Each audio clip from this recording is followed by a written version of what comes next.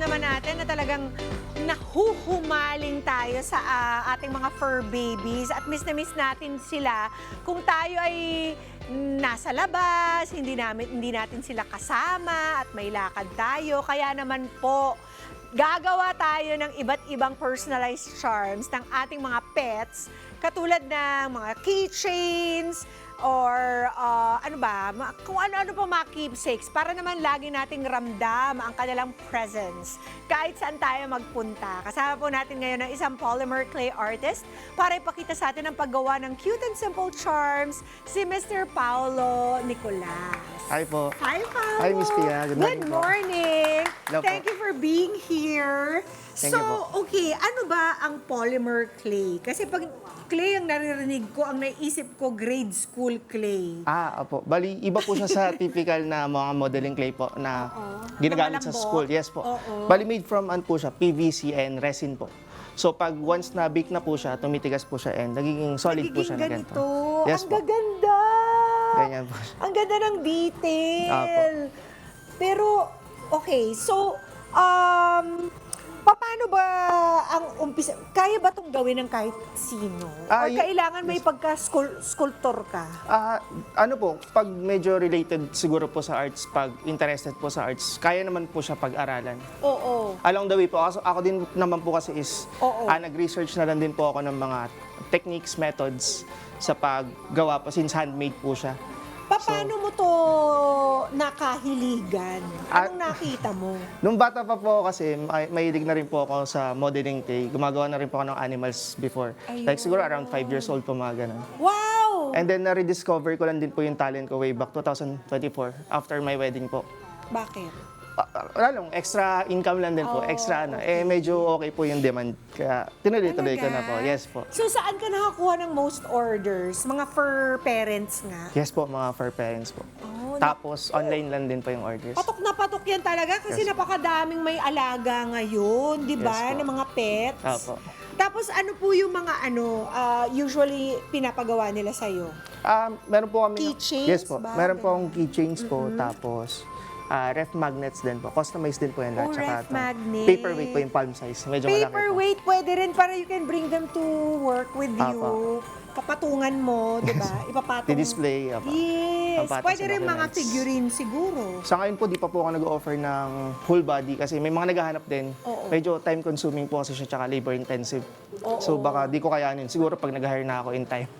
Opo. Ngayon, Ako lang po. Lahat. ikaw lang muna. Yes po. How long does it take you to make one?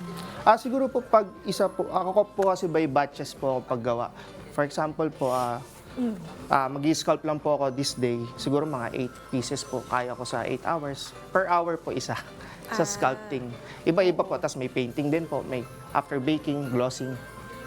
May process po siya, yes po. Sige nga, pakitaan mo naman kami kung paano ito Sige po. ginagawa.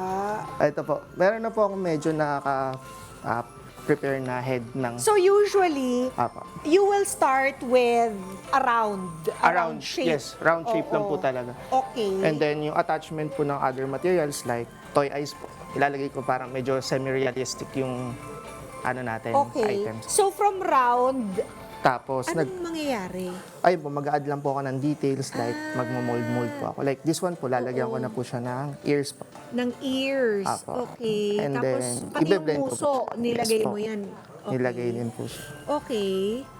And then, eto, hinallow out mo lang yung eyes niya. Apo, ganon. para may butas po Para siya. may butas. Apo. Then kakabit ko na rin Okay. po itong isa. Ganyan lang. Po. Fun din naman po siya kung mahilig po kayo sa art.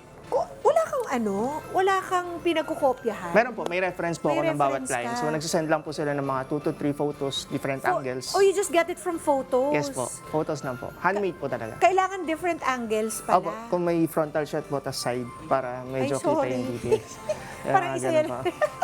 Okay, and then, paano mo siya nagiging smooth? Paano Yung siya nagiging smooth? Bali, bine-blend ko po siya using my fingers po and then other tools po. Patingin, para hindi na makita yung mga Sige po. For example division, po, no? lalagyan ko na po siya ng fur details. So, mag-aano na po. Makikita nyo ba mga kada? Gusto Sorry, nyo kita po ba nila? Ayan, ayan. Ayan. Okay. And, Yun. Ganun pala. Medyo mahirap lang po pag nakatayo, pero okay lang. Tapos, Ganyan, nagiging fur. yes po. Ano ang pinakamahirap gawin? So far po medyo na-challenge po ako sa paggawa ng dog na pug. Pag. Opo. Bakit? Medyo marami po kasi ng fold and yung Fold. details po nung... Oo. Pero may nagpapagawa din naman po sa Katulad akin. nito, Ayan po. Sharpie, di ba? Sharpie. Oo. Ayan po. Mahirap din to. Medyo po. Mga orders din po sa akin yung dinala ko lang po. Cute! Oh! Yan oh. And then, Ayan po. this is also clay, the Yes po, Dina. ito po. Like this one po. Ayun. Color pink lang. Ako lang din po nagmi-mix na ito. Like, Ikaw ba yung, fur parent? yes po. Recently lang din po. Oh, maganda. Bali, meron po akong cat. First cat namin ng wife ko. Oh. Si Nimbus. Ano mas mahirap, cats or dogs? For me, cats po. Mahirap yung cats. Medyo mas mahirap siya. Bakit? Katulad Yung details nito, din niya po. ganda, Kasi ina-handpaint din po yung bawat item. Like yung eyes niya. Oh, yeah. Oo. Depende pa po sa color niya. Kasi di rin naman pare-pares yung colors ng eyes ng cats. Tsaka gradient yung kanyang kulay, Yes no? po, ganun po siya. Wow. So, ang mga materials readily available online? Yes po, online po lahat. So, polymer clay, ano pang kailangan? Polymer clay po, tapos meron po akong ginagamit sa bahay na soft pastel. Yun po yung pang paint po.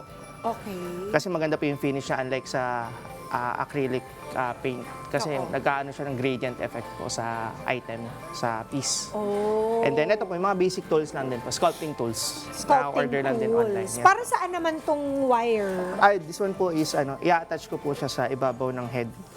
Para sa Sa hook. hook Po, yes. Okay. Meron ka pa isa dito. Ano naman? Ayan po, details na lang din po yan. Dinala ko lang. So, lalagay lang din ako ng texture later po. Ang ganda. Opo. So, medyo, kung meron tayong mga kadang gusto rin tong subukan, ano kayang magandang pagpraktisan nila muna?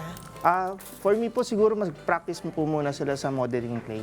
So, Okay. once na nagkamali po sila, pwede pa po nila i-reshape yung item para ma-mold pa po nila yung tamang... Kasi to, naninigas Once agad. na nabig po, di na po siya. nabig. Apo. Matigas na po siya. Okay. Yun na po yung form niya. Pero pareho lang sila ng texture. Apo, no? almost same. Pero ito po, medyo kino-condition. You need to, need po talaga ng maayos. Matigas. Medyo matigas siya. Ayun. Apo. Ano pinakamagandang reaksyon na natanggap mo from one of your creations? Siguro po yung fulfilling po sa akin is yung satisfied yung every customers na pag nare-receive nila, especially yung mga nag-depart na fur babies nila kasi parang as remembrance po sa kanila yon mas Tama. nanunumbalik Lalo na po yung yung mga, memory. mga namatay ng mga pets. Yes po. Diba? Opo. Ganun po. Na-immortalize nila Yes. through your... Art po. Through your Tsaka art. kung saan na rin po siya nakakarating sa Pilipinas, kaya happy din po ako doon. Talaga? Yes Nakakakuha po. ka ng orders from... Davao, Zamboanga, ganun po. Na-ship Malalayo mo? po. Opo. So, magkano? Depende na lang din po sa distance po ng siguro around, kasi po, yun po, may courier po akong pinag-aanuhan na Pag dito ganito sa po. Manila lang, Manila po siguro around 100 to 120. 120 ang isang keychain. Ay, hindi po, yung keychain po. Baka lang po yung Oo. shipment po, sorry. Hindi, yung Ito po. oo. Sa keychain po namin is, ito po, is 700 po. Pag 700 keychain. isa. Yes po. Pag ref magnet naman po, 800 pesos. So, ito po, may magnet din siya. Okay. So, pwede pong display. Nice. And then, ito naman po is palm size na paperweight. 1,800 po. Oh. Pwede po siya display and for documents po. Patungan po ng document. Ayun. So kung merong o-order, how much yung lead time? Lead time ko po sa ngayon is 5 to 6 weeks po. So talagang medyo mahaba po para hindi rin po masyadong mainip si customers. 5 to 6 weeks? Yes po. Medyo matagal din, ano? Medyo Kasi matagal din po. from this process, ano pang mangyayari dito? After po nito, Miss P, iyaano pa po siya. Pe-paint ko pa po. Paint. And then after painting, ibibake ko pa po. Yung paint, syempre patutuyuin mo Papatuyuin pa ko yung pa paint. po siya, How and long then- will that take? Saglit lang naman din po yun. Yung ano lang po, ang matagal dyan po kasi is i-gloss ko pa. So, antayin ko pa mag-set yung pinaka-gloss niya para mas matagal pa po siyang ma-preserve. Ganun po siya. Saan mo siya binibake? Pwede ba yung pang-bake ng pagkain? Yes po, meron po, pwede po. Pwede po siya gamitin. Meron lang po certain na temperature na susundan. What, usually? Ang gamit ko po is 175 Not bad. Apa. Celsius. Celsius po. Mga ilang Minutes po is minuto? 30 to 45 minutes. Matagal din, ano? Yes po. Tapos sabay-sabay mo silang Opo, by batch po binibake? talaga ako gumawa para... Akala ng mga tao, akala ng misis mo, nag-bake ka ng cookies. Yung pala, nag-bake Siya po dapat magbigay ng Nag-bake ka ng cookies. mga ulo ng mga ano, Opo eh. ng mga aso. Opo. Meron na bang mga celebrities na nagpagawa sa'yo? Sino ba yung pinaka-memorable mong ano? Celebrity po, kung Job. si ano po, influencer po, si Miss Lane Bernardo po. Tsaka po si Miss Juliana Pareskova. So far, yun po yung mga nagpagawa sa akin na Okay. celebrity. So, right now, saan ba nila pwedeng makontakt ikaw, Paolo? Ano po, pwede nyo po akong kontakin through our socials like Facebook, Instagram, and TikTok po. Polymer ko lang po.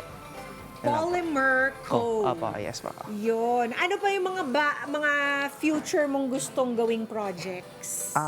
Meron po ako ngayong wina-workout na bagong item para iba rin po kasi galing sa ideas ng customers. Oo. Sinasabi po nila baka Gusto pwede nila. po yung pwedeng i-display sa car. Meron na po ako ngayon na prototype. Tapos gumaganon. Apo.